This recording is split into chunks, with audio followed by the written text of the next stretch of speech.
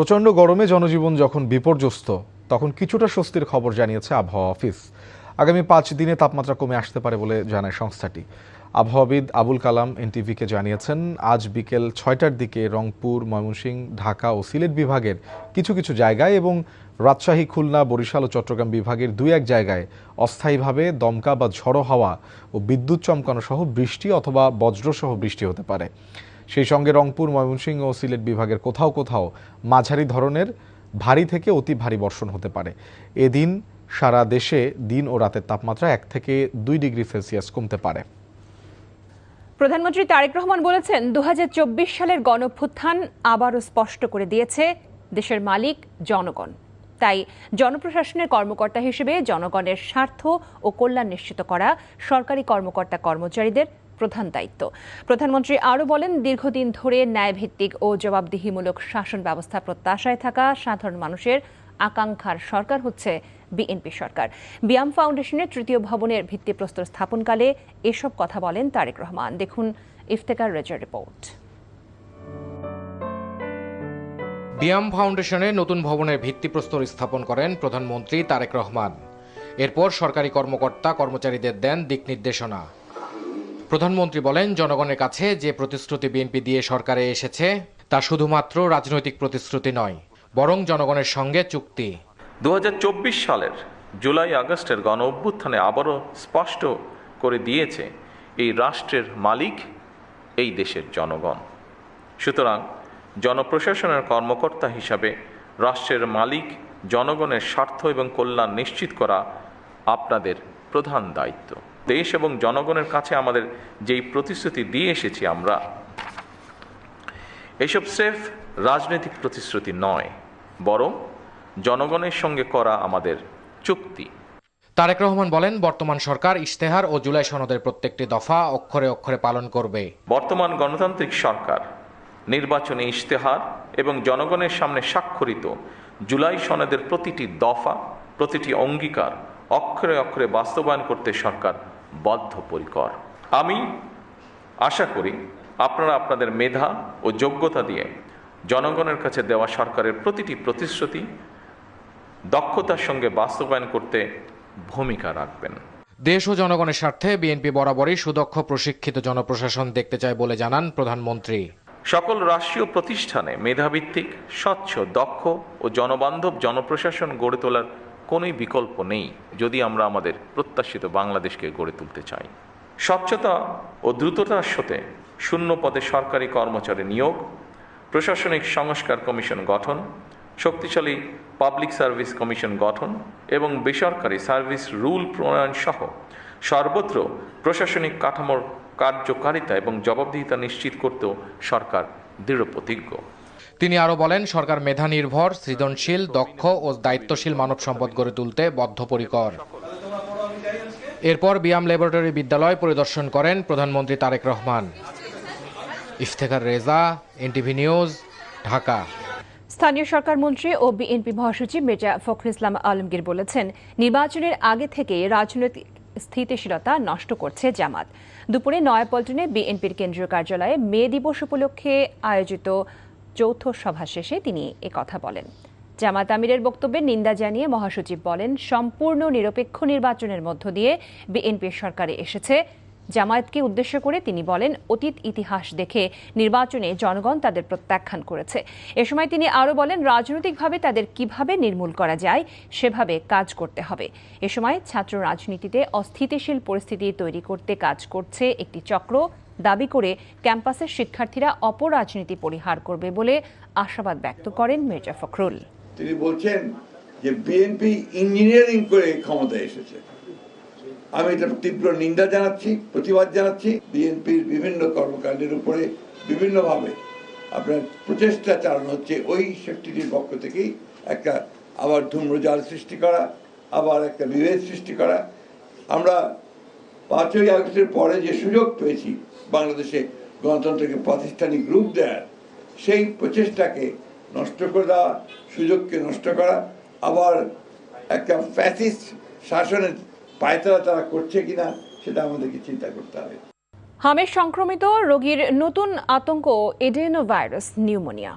এই ভাইরাসে আক্রান্ত হলে রোগীর শরীরে কোনো অ্যান্টিবায়োটিক কাজ করে না, ফলে এ ধরনের হামের রোগী থাকে উচ্চ ঝুঁকিতে। শিশুদেরকে পুষ্টিকর খাদ্যের পাশাপাশি হামের লক্ষণ দেখা দিলে তাদেরকে আলাদা রাখার পরামর্শ চিকিৎসকদের।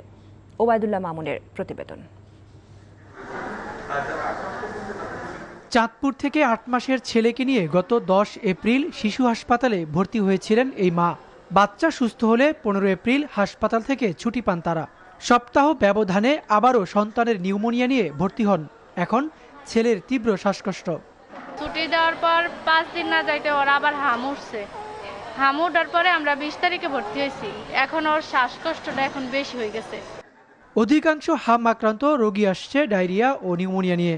রোগীদের মধ্যে কারো সুস্থ হতে সময় লাগছে সপ্তাহখানেক, আবার কারো সময় লাগছে আরও বেশি।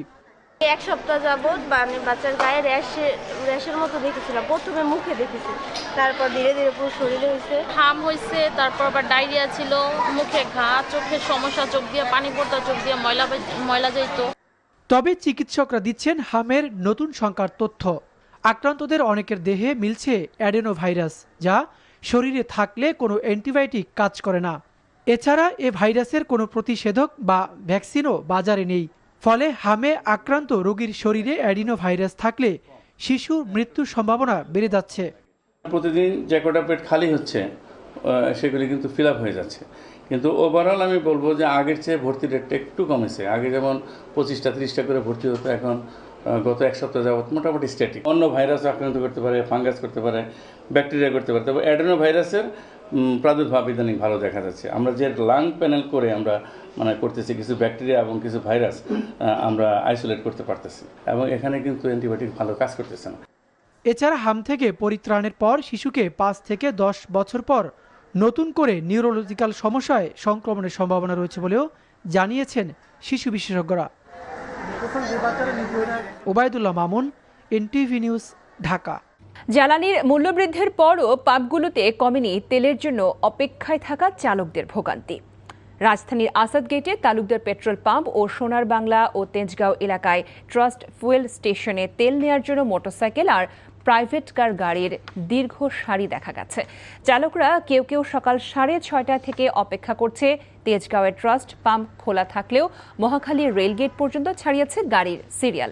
তীব্র তাপদাহে সকাল থেকেই লাইনে দাঁড়িয়ে আছে চালকরা। 7 থেকে 8 ঘন্টা অপেক্ষার পর তেল মিললেও তা পর্যাপ্ত নয় বলে জানান চালকরা।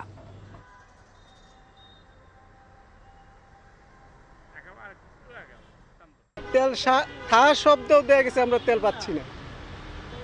আমরা দেয়া গেছে 1 ট্যাঙ্কি তেল হইলে আমরা দেয়া গেছে 15 দিন চলে যায়। তারপরেও এত সিরিয়াল, এটা কল্পনার বাইরে। আরও দীর্ঘ লাইন হচ্ছে। আমি আসি 6:40-এ, আমার আগে আরও 26টা গাড়ি আছে। এর মধ্যে তো গাড়ি আসে নাই, তেলের গাড়ি কখন আসবে সেও তো বলা যাচ্ছে না। তেলের দাম বাড়ার পরে কোনো ভোগান্তি কমে নাই। এটা কিছু কিছু মিডিয়া এটা ভুল খবর, ভুল তথ্য সম্প্রচার করছে। এটা একদমই ঠিক না। আমি নিজেও খবর দেখে আসলাম যে তেলের লাইন কমে গেছে, যে 3-4 ঘন্টা বা 2-3 ঘন্টায় তেল পাওয়া যাবে, এই আশায় আসলাম। কিন্তু এসে লাইন দিয়ে দেখি যে পাম্পে তেল নেই। মিল ফ্যাক্টরি এবং বিদ্যুৎ খাতে বেশি বেশি গ্যাস সরবরাহের জন্য এলএনজি নতুন করে আনার উদ্যোগ নেওয়া হচ্ছে বলে জানিয়েছেন বস্ত্র ও পাটমন্ত্রী খন্দকার আব্দুল মুক্তাদির। দুপুরে নারায়ণগঞ্জ শহরের চাষারায় শহীদ জিয়া হল প্রাঙ্গণে বহুমুখী পাট পণ্য মেলার উদ্বোধন শেষে এসব কথা বলেন তিনি। বলেন, বাংলাদেশের পাট বীজ এখনও আসে অন্য দেশ থেকে। মন্ত্রণালয় ইতিমধ্যে একটি ক্রাশ প্রোগ্রাম হাতে নিয়েছে, যার মাধ্যমে স্বল্প সময়ে পাট বীজে দেশ স্বয়ং সম্পূর্ণ হবে। তিনি আরও বলেন, ডিজেলের যে পরিমাণ মূল্য বৃদ্ধি হয়েছে তাতে মূল্যস্ফীতি ঘটবে না। ডিজেলের কারণে, মূল্যবৃদ্ধির কারণে যে মূল্যস্ফীতি ঘটবে সেই পরিমাণ মূল্য তো বৃদ্ধি হয় নাই। আমরা মিল ফ্যাক্টরি এবং বিদ্যুতে বেশি বেশি গ্যাস সরবরাহ করার জন্য আমাদের এলএনজি আনার সক্ষমতা, এফএসআরও নতুন করে সংগ্রহ জন্য জ্বালানি মন্ত্রণালয় উদ্যোগ নিয়েছে। দেশের তরুণ উদ্ভাবকদের উৎসাহিত করতে এক কলেজ ছাত্রের নিজ হাতে তৈরি গো কার্ট রেসিং কার নিজেই চালিয়ে দেখলেন প্রধানমন্ত্রী তারেক রহমান। রেজওয়ান রশিদ নামে এক কলেজ ছাত্র সম্পূর্ণ নিজস্ব প্রযুক্তি ও মেধা খাটিয়ে একটি গো কার্ড বা ছোট রেসিং কার্ড তৈরি করেছেন। দুপুরে প্রধানমন্ত্রী তেজগাঁও কার্যালয় প্রাঙ্গণে গাড়িটি নিয়ে আসা হলে প্রধানমন্ত্রী সেটি দেখতে যান। এ সময় তিনি বেশ সময় নিয়ে গাড়িটির নির্মাণ শৈলী ও বিভিন্ন প্রযুক্তিগত দিক নিবিড়ভাবে পর্যবেক্ষণ করেন। নিজের জমানো টাকায় স্থানীয় যন্ত্রাংশ ব্যবহার করে মাত্র 1 লাখ টাকায় গো কার্ড তৈরি করেছেন কলেজ ছাত্র রেজওয়ান।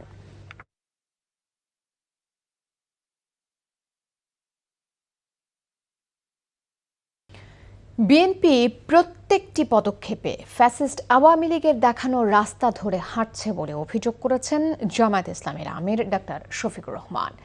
গণভোটের রায় বাস্তবায়নের দাবিতে জামায়াত ইসলামী আয়োজিত জুলাই যোদ্ধা সমাবেশে তিনি এমন অভিযোগ করেন। সমাবেশে 11 দলের নেতারা বলেন, বিএনপি জুলাইয়ের সাথে প্রতারণা করে জাতীয় গাদ্দার হিসেবে পরিচিতি পেয়েছে। জুবায়ের প্রধানের রিপোর্ট।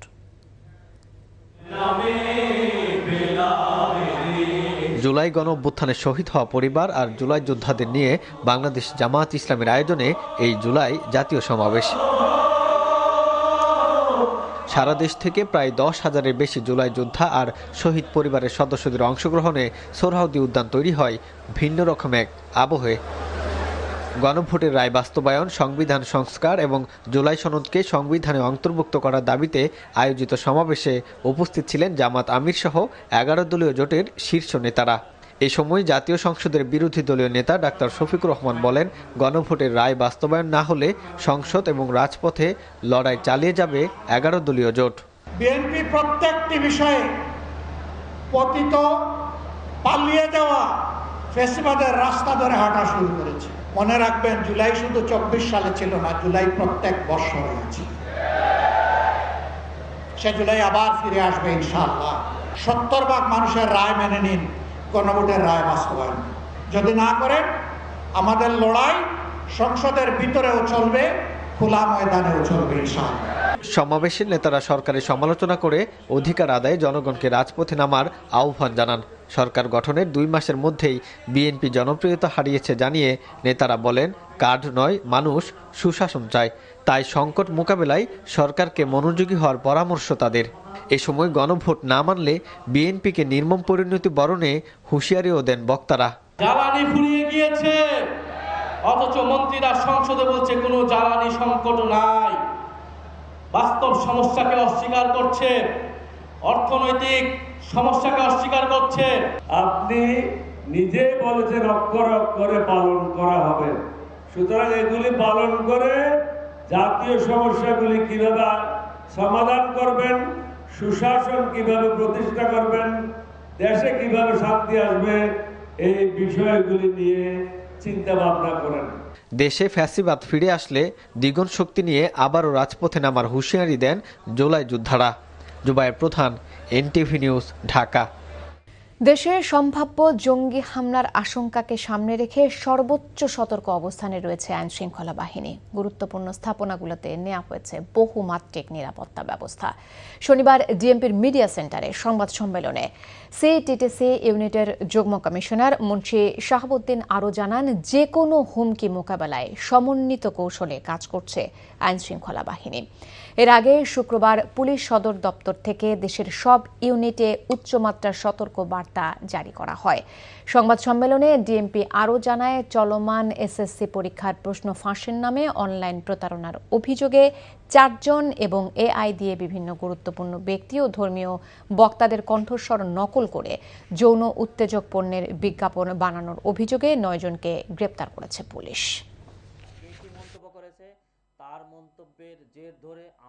কেপিআই যেগুলো আছে এগুলোর বিষয়ে আমরা সবসময় সতর্ক, বিশেষ করে সতর্কমূলক ব্যবস্থা গ্রহণ করে থাকি। মূল কাজটা করা হচ্ছে প্রোটেকশন ডিভিশন। বাংলাদেশ ব্যাংক বা কেপিআই বা আপনার প্রোটেকশন ডিভিশন যদি আমাদের কাছে কোনো সহায়তা চায়, আমরা তাদের চাহিদা মাফিক সাপোর্ট দিয়ে যাব।